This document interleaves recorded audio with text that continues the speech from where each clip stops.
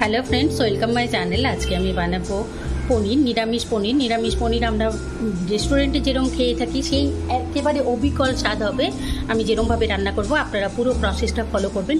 একদম অবিকল রেস্টুরেন্টের স্বাদ আপনারা ঘরেই নিয়ে আসতে পারবেন। তো আমি এখানে নিয়ে নিচ্ছি নিরামিষ পনিরের জন্য। আমি এখানে নিয়েছি পনিরটাকে কেটে নিয়েছি, আমি এরকম করে কেটে নিয়েছি। আপনারা আপনাদের ইচ্ছে মতো আকারে কেটে নেবেন। আর খুব বেশি মোটা করে কাটিনি, মিডিয়াম সাইজের কেটেছি। এখানে নিয়েছি আমি টমেটো, এখানে 3খানা টমেটো নিয়েছি। 3খানা টমেটোকে আমি পেস্ট করে নিয়েছি। এর মধ্যে দিয়েছি আমি 1 ইঞ্চ আদা, আর দিয়েছি আমি 2টো কাঁচা লঙ্কা দিয়ে এটাকে আমি পেস্ট করে নিয়েছি। আর এখানে নিয়েছি আমি কাজু বাদাম বাটা। এখানে 20 থেকে 22টা কাজু বাদাম আমি পেস্ট করে নিয়েছি। এটাকে রেখে নিয়েছি সাইডে। প্রথমে জল দিয়ে ভিজিয়ে রেখেছিলাম, তারপরে এটাকে পেস্ট করে নিয়েছি। আধ ঘন্টা মতো জল দিয়ে ভিজিয়ে রাখার পরে এটাকে পেস্ট করে নিয়েছি। আর এখানে নিয়েছি আমি নুন, হলুদ, এখানে নিয়েছি আমি গরম মশলার গুঁড়ো, নিয়েছি জিরে গুঁড়ো একটুখানি, আর এখানে নিয়েছি লঙ্কা গুঁড়ো। গরম মশলার গুঁড়োটার মধ্যে আমার রয়েছে একটা বড় কালো এলাচ, 3টে ছোট সাদা এলাচ, গ্রিন এলাচ যেটা, আর নিয়েছি আমি 2 টুকরো দারচিনি, আর নিয়েছি 4 থেকে 5টা লবঙ্গ।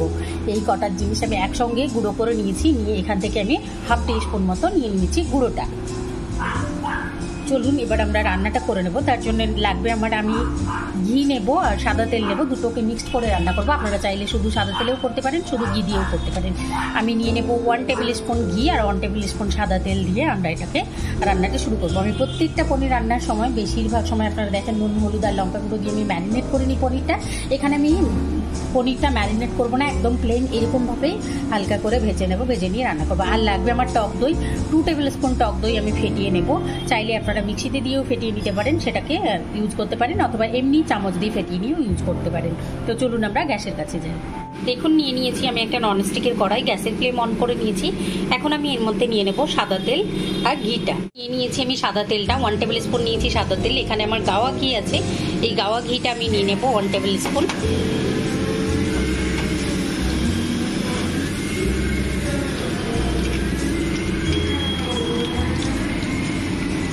এবার ঘিটা মেল্ট হতে দেবো, গ্যাসের ফ্লেম একদম লোয়ে রেখে। ঘিটা মেল্ট হয়ে গেলে এর মধ্যে দিয়ে দেবো আমি একটুখানি মৌরি ফোড়ন। আপনারা চাইলে এখানে জিরে ফোড়নও দিতে পারেন, আমি মৌরি দিলাম। এটাকে আমি এখন দিয়ে দেবো পনিরগুলো। দেখতেই পাচ্ছেন গ্যাসের ফ্লেম কিন্তু আমার লো রাখা আছে। আর তেল আর ঘিটা মিলে কিন্তু খুব বেশি গরম হয়নি, এটা একেবারে ধোঁয়া ওঠা গরম হয়নি, জাস্ট একটু গরম হয়ে হচ্ছে যখন, তখন আমি এর মধ্যে দিয়ে দিচ্ছি পনিরের টুকরোগুলো।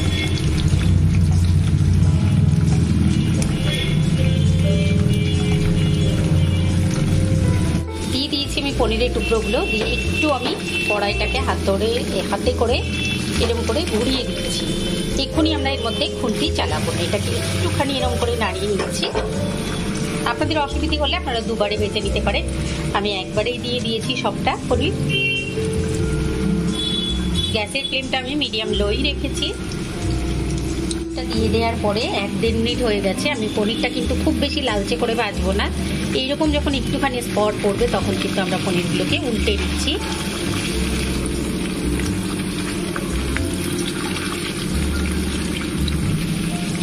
খুব হালকা হাতে আমি সবগুলো পনির উল্টে নেব।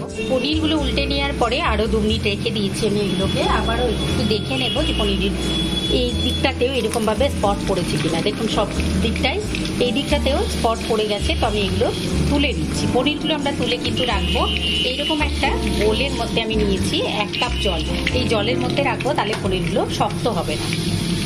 পনিরটাকে আমি জলের মধ্যে তুলে নিয়েছি সবটা। এখন খুব বেশি এর মধ্যে জল দিইনি, আমি 1 কাপ জল দিয়েছি। এরকম করে নাড়িয়ে নেবো যাতে পুরো পনিরটা এর মধ্যে ডুবে যায়। এই গরম জলের মধ্যে দিলে এই স্টেপটা যদি আপনারা করেন রান্নার সময়, তাহলে পনিরগুলো খুবই সফট থাকবে, খুবই জুসি হবে। তো অবশ্যই এই স্টেপটা আপনারা কিন্তু স্কিপ করবেন না। আমি এখন পনিরগুলো তুলে নিয়েছি, তুলে নিয়ে জলের ভেতর দিয়ে দিয়েছি। তো চলুন আমরা এর পরের স্টেপটা দেখা। আপনারা চাইলে ভাজার সময় মৌরিটা না দিয়ে এই সময় ফোড়নে দিতে পারেন।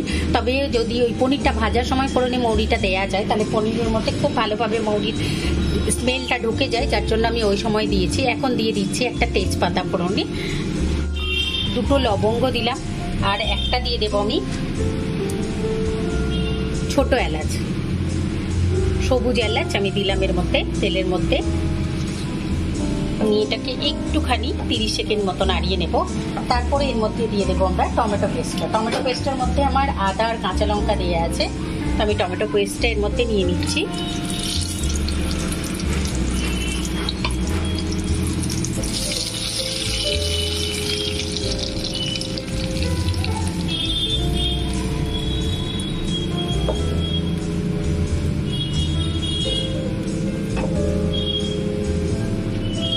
গ্যাসের ফ্লেমটা আমার লো রাখা আছে।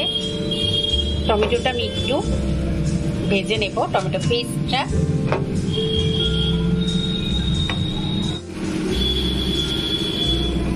পেস্টটা দেওয়ার পরে আমি এটাকে 1 থেকে 1.5 মিনিট মতো নাড়িয়ে নিয়েছি।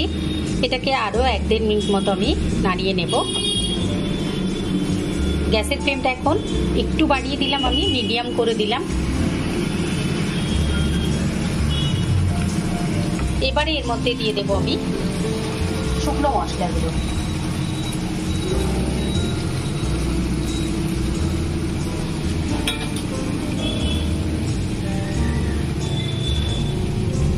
নিয়ে এটাকে আরো তেলটা উপরে ভেসে ওঠা পর্যন্ত এটাকে আমি ভেজে নেব।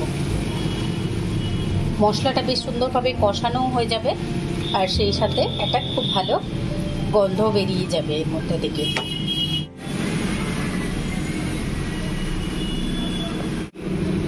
এই দেখুন, আমি এটাকে খুব ভালোভাবে শুকনো মশলাগুলো দেওয়ার পরে কষিয়ে নিয়েছি। 2 থেকে 3 মিনিট মতো এটাকে কষিয়ে নিয়েছি গ্যাসের ফ্লেমটা মিডিয়াম রেখে। এবারে এর মধ্যে দিয়ে দেবো আমরা ফ্যাটানো টক দই। তো মিক্সির যে জারের মধ্যে আমি টমেটোটা পেস্ট করে নিয়েছিলাম, সেই জারের মধ্যে দিয়েই আমি 2 টেবিল স্পুন টক দই ফেটিয়ে নিয়েছি। তো সেই দইটার মধ্যে এই দেখুন, মশলায় পুরো তেলটা যখন উপরের দিকে এরকমভাবে ভেসে আসবে, উঠে আসবে, তেলটা পুরো চকচক করবে, তখন আমরা এর মধ্যে ফ্যাটানো টক দইটা ঢেলে দেব। আমি 2 টেবিল স্পুন টক দইয়ের মধ্যে 2 টেবিল স্পুন জল মিশিয়েছি, মিশিয়ে এটাকে ফেটিয়ে নিয়েছি মিক্সিতে দিয়ে।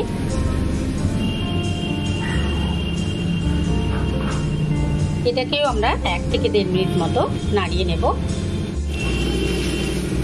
টক দইটা দেওয়ার পরে আমি এটাকে 2 মিনিট মতো নাড়িয়ে নিয়েছি। দেখুন, আবারও যখন তেলটা উপরের দিকে উঠে আসছে, বেশ তেলটা চকচক করছে। টক দইটা দেওয়ার পরে কিন্তু গ্যাসের ফ্লেমটা আমি লো করে দিয়েছিলাম, একেবারে লো করে দিয়ে আমরা টক দইটা মেশাবো, নাহলে কিন্তু অনেক সময় কি হয়, মশলাটা ফেটে যায়।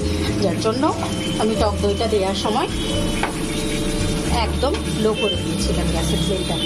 এখন দিয়ে দিচ্ছি আমি এর মধ্যে এই যে বাদাম বাটাটা।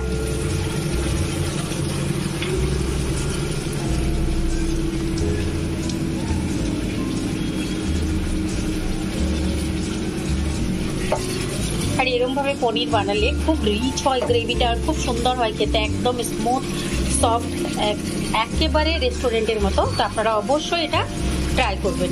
আমি আপনাদের দেখিয়ে দিলাম।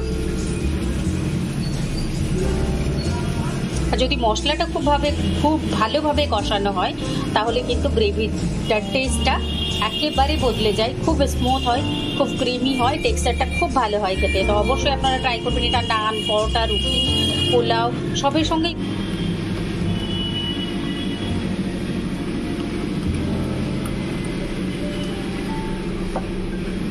বেশ ভালোভাবে কষিয়ে নিয়েছি। এটা দেখুন, আবারও তেলটা কিন্তু উপরের দিকে উঠে আসছে।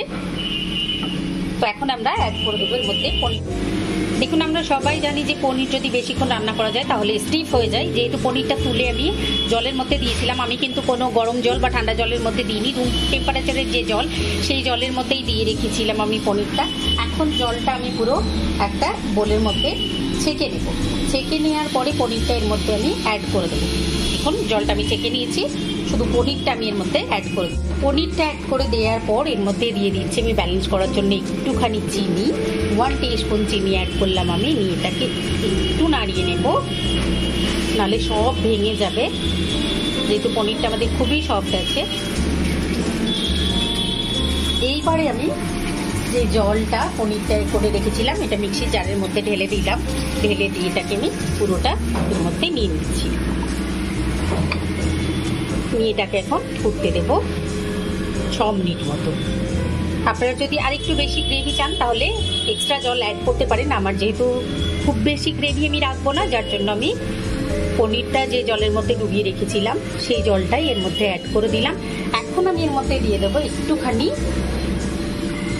ছোট এলাচ। এই দেখুন এখানে নিয়েছি আমি কার্ডামন পাউডার। গ্রিন এলাচ গুঁড়োটা আমি একটুখানি ছড়িয়ে দিচ্ছি, অল্প একটু। এটাকে এখন ঢাকা দিয়ে দেব 5 থেকে 6 মিনিটের জন্য। গুঁড়োটা দিয়ে দেওয়ার পরে এটাকে এখন আমি ঢাকা দিয়ে দিচ্ছি।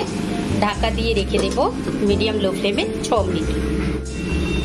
এই দেখুন 6 মিনিট হয়ে গেছে। তো আমি এখন ঢাকাটা টেনে নেব। ঢাকাটা টেনে নিয়ে দেখব।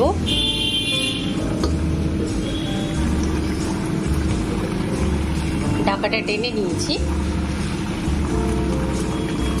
নিয়ে একটু এটাকে নাড়িয়ে দিচ্ছি আমি।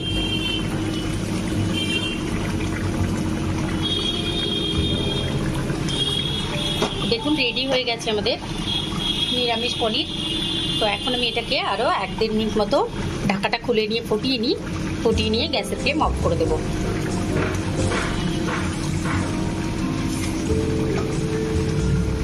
এই দেখুন ঢাকা দিয়ে দিলাম আবারও আমি, দিয়ে এটাকে গ্যাসের ফ্লেম অফ করে দিলাম। গ্যাসের ফ্লেম অফ করে দিয়ে এটাকে রেখে দেবো আমি 7 থেকে 8 মিনিট। তারপর তুলে আমি এটাকে সার্ভ করে দেবো। এই দেখুন গ্যাস অফ করে আমি 10 মিনিট রেখে দিয়েছিলাম। এখন আমি একটা বোলের মধ্যে তুলে নেব। দেখুন কি সুন্দর হয়েছে কালারটা, আর খেতেও বেশ সুন্দর হয়েছে। তো আপনারা অবশ্যই ট্রাই করবেন। আমি সার্ভ করে দিয়েছি। তো আপনারা অবশ্যই ট্রাই করবেন, কমেন্ট করে জানাবেন, লাইক করবেন, আমার চ্যানেলকে সাবস্ক্রাইব করবেন। Thank you.